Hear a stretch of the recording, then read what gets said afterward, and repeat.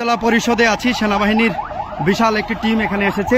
এখন দুই পক্ষকেই এখন সেনাবাহিনীর টিম সরিয়ে দিয়েছে। ওইদিকে আছে হচ্ছে বন্যী এলাকার লোকজন, আর এদিকে আছে হচ্ছে কাঁঠালবাড়ি এলাকার লোকজন। সেনাবাহিনী আসার পর এখন পরিস্থিতি অনেকটাই শান্ত এবং দুই পক্ষকেই সেনাবাহিনী সরিয়ে দেওয়ার চেষ্টা করছে। এদিকে এই মাত্র যে পরিস্থিতি, মানে এতক্ষণ স্পটে ছিলাম না, এখানে এসে যা বুঝতে পারছি, মানে এমন ভয়াবহ সংঘর্ষ বাংলাদেশের আর কোথাও কখনো হয় কিনা এটা আসলে সন্দেহ আছে। প্রচুর পরিমাণে সেনাবাহিনী, পুলিশ এবং অন্যান্য বাহিনীর সদস্যরা কিন্তু এখানে এসেছেন, যার ফলে সংঘর্ষ কিছুটা এখন থেমেছে।